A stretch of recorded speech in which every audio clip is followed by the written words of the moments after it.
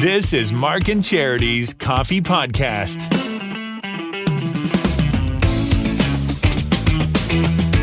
Mark and Charity Coffee Podcast is Thursday, April 14th. Heading into the Easter long weekend. We hope it's a good one for you if you're doing some traveling. I know health experts in the area are getting concerned. Bill was talking about it in the cheap seats this morning about, be careful. We're not out of it. If you're going to be spending time with family and friends. Do you think that's really on people's minds, though, heading into this weekend? No, not at all. No. Not at all. Okay, good. Because I kind of felt like, oh, wait a minute. I guess maybe we should, because that hadn't even occurred to me. Right. And I think that was their point. I suppose the reminder's okay, but it's not the issue it was, clearly, a year ago, because a year ago, everybody was like, oh, right. Okay, how are we going to do this? How can we see each other? We got to be careful. And now it's not an afterthought. It's not even a thought. Mm-hmm. Yeah. So still be careful, everybody. Numbers are still where certainly. they are. But that's just it. The numbers have even gone up. Numbers are going up, and the fourth shot's out there. People are going for their boosters again, and yet it's not making. I'm just not aware of it as I have been, I guess. Right. And I don't think I'm alone. Well, I think there's a definite. People don't want to talk about it. You think that's what it is? People just don't want to talk about it? Well, to be 1,000% honest, or is it registering? No. Is it even registering now for people? To be completely honest, I'm double vaxxed and boosted, and so I'm quote unquote not worried. I may get it, and I think I know what it'll be because friends of mine got it, and they are also double vaxxed and boosted. I don't worry about being hospitalized as a result, and if the numbers are going up, again, I want to know how many are in the unvaccinated. Mm-hmm. And how many are in the vaccinated. To me, that's the number. Is the vaccination working? And if those who choose not to get it or can't, and I feel badly for children or people who can't get it. Most children have it. It's still that under 8, that under 5 right. Yeah. that are vaccinated. Yeah. But I tend not to hang out with those kids anyway. Or people that have them. They're not in your circle? No, because, I was in church the other day and there was a 2-year-old hanging on. It's like, yeah, this is why I stayed in my car for 2 years. Oh, my gosh. Ever. Oh, my gosh. That's what the 2-year-old was saying? Or that's what? No, that's what I was saying. So I don't have to listen to a 2-year-old kicking a pew 3 or 4 back. Whatever. You love it. I became like these children. So I don't want to go where the kids are anyway. Oh, my gosh. But that's what I want to know. That's what I'm thinking of. And I think I just hang out with people that way so we don't talk about it anymore. We're not as worried. We mask when we're out there and we don't. It's just an interesting observation. It just kind of struck me this morning when Bill was talking about it because, a reminder, sure, it's not going to hurt, but it just made me pause and think, oh, I didn't even think about it. Didn't even faze me. Mm-hmm.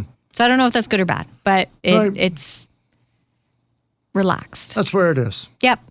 So happy Easter, everybody. Yesterday on the podcast, you talked about the treats. I did talk about the treats this morning. Emily did a very sweet thing in more ways than one. So good. It was sweet of her to do it, and it was sweets when we were done. She did an Easter egg hunt here in the studio for us, and Mark may have had a little trouble with this. I had complete and utter trouble. It's not a big studio. How big would you say this studio is? It's one room. We're in the same room, so we're not even in 2 separate studios. Is this 10 by 14? Maybe 10 by 14. It's not a big room. No. And there aren't nooks and crannies around which to hide things. And she hid a dozen of them. Yep, 12 eggs. 6 different colors, 2 of each. I was given 3 colors. You were given the other 3 colors. We found 11. And one of them was mine. That we couldn't find. And I'm ashamed of myself for accusing Emily of intentionally hiding 11. No, you're not. You don't feel shame at all because I was right there with you. I'm like, that would have been the best if she had only hit 11. If she had told us there were 12 and only hit 11. And because of my obsessive personality. It was awesome. The first 45 minutes of the show, I was completely and utterly distracted and preoccupied because we were talking on the air and you're looking at me like you're looking around the room. Yeah, your eyes were just going everywhere. And then we turned the mic off. It was up on the light. We turned the mic off and you would get up and walk around the studio. And how many times did I say to you, I looked there. I looked there, Mark. Mark, I looked there. I know. But yeah. So good on you, Em. Good on you. Charity, stand up. I want to check your chair again. Stop. No, it's not on my chair. All right. I think you're hiding it. It's in your pocket. No, I didn't. But she did include all kinds of candies. Didn't include anything on that list. I'm just looking. The top 10 candies that we talked about. Right, not there. That I mentioned yesterday during the podcast, but then we talked about in more depth today. None of them are on there. And yet it's still a fantastic basket of goodies. So thank you. I know that Cadbury eggs were number one. They were number one. And again, the point I made yesterday too was they're available all the time. And they're not that good. I'm not a fan. It's like the Peeps for me. It's just, it's not the right consistency. They're just, if it's too gooey, I don't like it. And it's way too gooey. And Peeps are just like, I read something else this morning too about the Peeps. Do you know the very first Peep took like hours to do? And now they can make it literally within 6 minutes. I can't believe it takes that long. It just back looks in like 1950 something. The very first one took hours because they would hand paint the face. And now literally they can punch them out 6 minutes. Wow. Okay. And then they sit on store shelves for months. And they sell billions of them. And I don't know why. Again, but again, they come up for different occasions too. So you can get them now, not just at Easter. You can get them at Halloween. You can get them around Christmas, I think, again. And back in 2020, when things had all shut down, if you remember, it happened in March, right before Easter. So then there was this like toilet paper craze of, oh my gosh, we're not going to have Peeps at Easter. We need to get, and they went flying off the shelf, and you couldn't get them. They were hard to come by. And I'm thinking, why? This is a good thing, people. Right. Maybe we can get over this now. Exactly. This Peeps. Darn Peeps. And let's not forget candy corn. And candy corn's on there again. Why? Why? But it's number 10.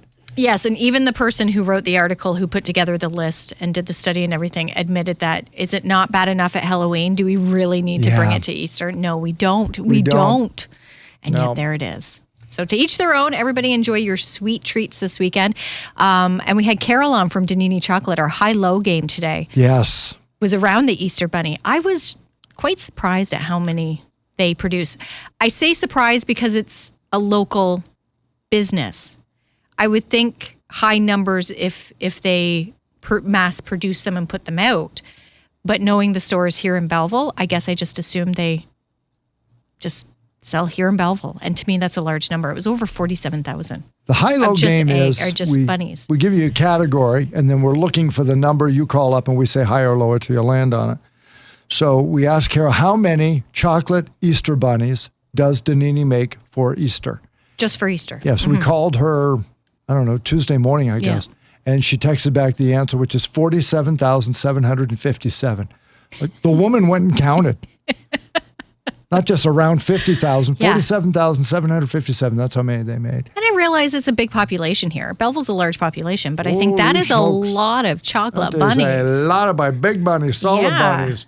And 3/4 of us start at the ears and work our way south. I saw that, Yep. And the 4% of you start with the tails. Stop that. But the ears make sense because to me, the ears, and I remember as a kid, they were always just the right amount of chocolate for one sitting. And then the bunny didn't look mutilated. It still looked like you could wrap it all up nicely and save the rest for later. And the ears are solid. Yes. So if the bunny's hollow, the ears are solid chocolate. See, there's a method to the madness. That's right. So that's what's going on this weekend. So thanks for that. We had fun with that. And then also on the show this morning, Boyd Kalnay. Oh, yes. A long-time, highly successful long-distance runner here in Belleville. Will be competing on Monday in his 18th Boston Marathon. And his most notable one. Now, this is a guy who has taken part in world championships. He's over the age of 60 now. He's finished in the, easily the top 15 in his age group at virtually any worldwide marathon he takes part in. He's a sub 3-hour guy.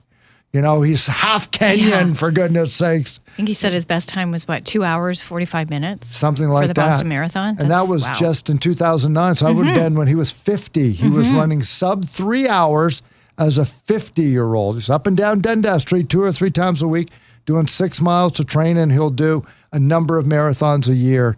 And then something happened 6 months ago, which makes Monday the most remarkable Boston Marathon that he will ever participate in, but will he run it? Here's what he had to say on the show this morning. Boyd Kalnay joins us this morning. If you know of Boyd, or if you have been up early enough in the morning driving down Dundas, you will have seen Boyd for the past 18 years. He will be going to the Boston Marathon. And this story this year has a little bit of a twist to it, which is why somebody emailed me in, Boyd, and wanted to make sure that we had a chance to chat to you. I wondered about that. Yeah. Yes. 16 years, though, that you'll be competing at the Boston Marathon on Monday. Congratulations on that. Thank you very much. That's incredible. I do have to ask, what keeps you going back? Oh, it's the greatest race in the world. Yeah? Yeah, it's so much fun. There's a million people lining the course cheering you on. It's just, you feel like a superstar. So it's just as good now as when it was when you first started. Oh, for sure. Yeah. It only gets better. It's amazing. I mean, the bombing year took its toll for sure, down 213. But after that, it's come back strong. And that's great to hear. And what about the route do you love best? Oh, there's the Wellesley Scream Tunnel, where the girls from Wellesley College cheer you on and look to get kissed. Heartbreak Hill, the hills are wonderful. Oh, They're a yes. challenge. I've heard about that, Yeah. Yep. The last 6 miles, it's just wall-to-wall people cheering. I mean, it's great. It's the only event I've been to where, I can raise my hands and people will cheer for me. Yeah. Yeah. So, Boyd Kalnay, local runner, taking part once again in the Boston Marathon. But this year, a bit of a bittersweet one. I compared you a little bit to Tiger Woods playing in the Masters because nobody thought they would. What happened 6 months ago that almost derailed this year's Boston Marathon? well, it's exactly 6 months ago, October 14th, I was in the pre-op room, just about to undergo double bypass heart surgery. Open heart on pump surgery, they call it, where they split you right open. I got the big scar to prove it. And total surprise. Yeah. But I hadn't been able to run. They'd stopped me running last May prior to the surgery. Total surprise that I had cardiac or blocked arteries. I'm not your typical patient, but I think as a doctor and surgeon told me, you can't outrun your genetics. Family history, I had a younger brother who died of sudden cardiac death. The older brother had a stroke. Wow. And I certainly felt fine, no issues, but I went in for a routine physical to get checked out. With my family history, Dr. Weatherall suggested I see a cardiologist just to get worked up. Did all the standard tests, ECG, echocardiogram, stress test, sleep study, everything's fine. But in my follow-up visit, the cardiologist said, just to be safe, you could have this cardiac CT scan done.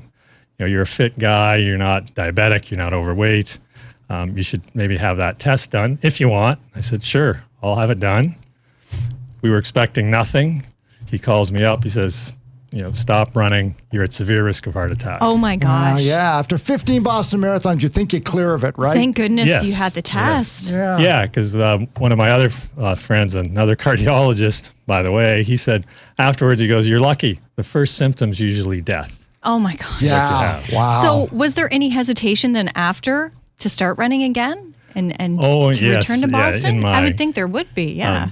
In my mind, yes. It's just, can you do it? Are you at more risk? And I've been assured, no. I mean, the risk is less now. My heart's been revascularized, so it should be better than before. Hey, maybe I'll get a new PB sometime. Yeah, well. Not this year, because it's like learning to run again. I was going to say, what is your personal best?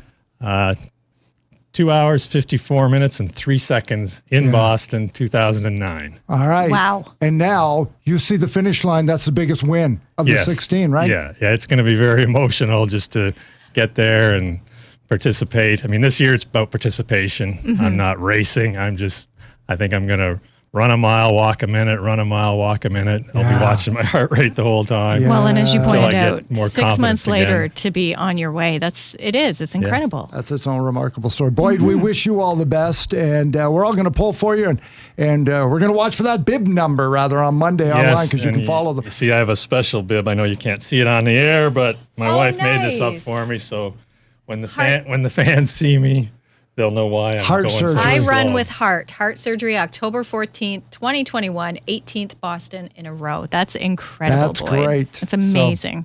Elena's a great supporter. Yeah, my wife's been there for everyone, and she's coming again this time. Our daughter's flying in from Denver for the day to watch. Incredible. She'll be there. It'll be big. Yeah. All right. Enjoy it. We're going to keep our eye on you. Thanks again for stopping in on your run by the station. Yes. We appreciate it. Thanks, Mark. Thanks, Charity. What a great story. Does it inspire Really? me to want to run? Nope. But it kind of does. I get it. Yeah. It was very interesting to meet him, and I would love to talk to him again. I would love to get him in and talk to him more about his experience, because as you said, he's done other marathons, he's done other races, and he referenced the bombing in Boston, and I really would love to talk to him about that particular race that year, how that all went down for him, being in the marathon, in the race. And how his experience was overall. But then, of course, the other experiences, how it measures up, because he said he just loves going back. Yeah. It's just with that race. Yeah. Okay, well then tell us about the other races. How do they measure up to it? What's different? What's been the best race overseas, or some of the other ones you've done? He was very interesting to talk to. I remember in the, was it 2013 was the bombing year? Was it 9 years ago? I think that's what he said. I'll go with it. I don't know the year, but 9 years ago. So that's why my memory is hazy. There were half a dozen local runners taking part from the Quinte region. Mm-hmm.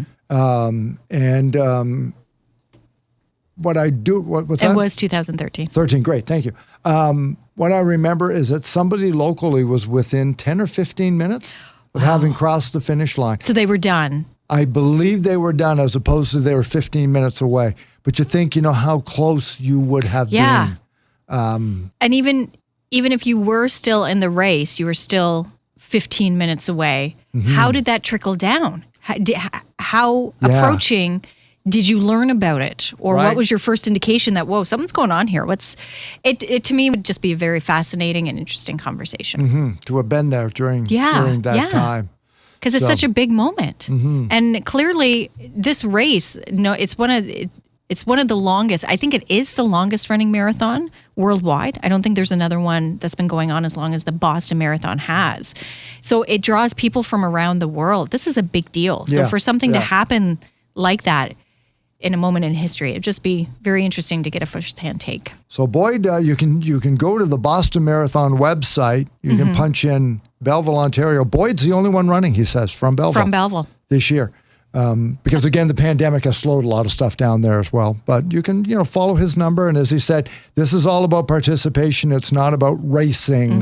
He's not going for a PB, a personal best. The fact that he's going, yes, as we said, is incredible. It's not 6 months. Yeah, it's not terribly different from Tiger walking the Masters. It's not the final score. And he had 18 months. Like this is under a year. Yeah. And he's back there. On his back on an operating table in October, going to Boston in April. And it was kind of fun to hear his take on the course itself when you asked him about the course's favorite parts. I didn't realize the tunnel. I had never heard about the tunnel. The hill I knew about, but the tunnel I'd never heard of. Yeah, that whole thing is just remarkable. Heartbreak Hill is just, But you think Boston Marathon, or at least I did. I thought it was all in Boston. You don't realize the course itself, where it starts and all the different areas you run through and to get to the finish line. So it's pretty cool. In the market downtown. To me, it's all Boston, but it's Cambridge. Exactly. And it's sort of like, come on, give me a break. Because I Googled it.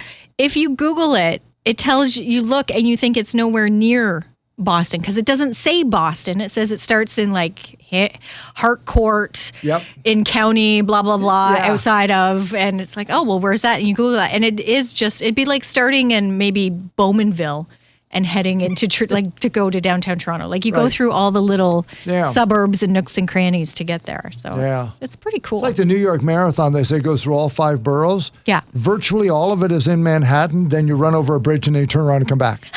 Like you just literally just touch it's Brooklyn all there. And you come back. You just touch Queens, you come back. You just put your toe touch on it. And there you Harlem, go. you come back south, So, So, okay, but we were in it. Yeah, but virtually the whole thing's in Manhattan. Yeah, it's in Manhattan. But anyway, that's coming up on Monday. So it's a full show today. Have a great Easter, everybody.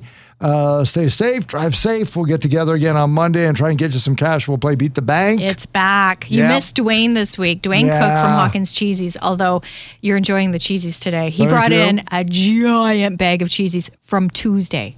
They were Just made Tuesday. Tuesday. He brought them in Wednesday when he came in for his winnings, which was $410. Remarkable. From Beat the Bank and Sandra Hussey. So Yeah. that, or more, up to 10,000 Could be up to 10 grand. on Monday. On Monday. Good luck with your fill-up 4-pack. That will continue next week as well. We'll have that first song after the news at 7. Cheap Seats. Jimmy Hollywood's going to find out if the movie he could not stand from The Fantastic Beasts and the Secrets of Dumbledore. Yeah. He's got nothing on that movie. So it'll probably be number 1. So we'll find out all of that and retake a look at how the Easter long weekend went. So enjoy. You have a great time with your family. You too. I know you're flying your kites. Tomorrow. Flying kites Good Friday. every Good Friday. Good for you. It's Mark and Charity Coffee Podcast. Wherever you get your favorite podcast, you can subscribe because you'll get it with a little ding. We'll send it right to your inbox about 11 o'clock every weekday mornings here out of Belleville, Ontario, and 95.5 Hits FM Radio. Happy Easter.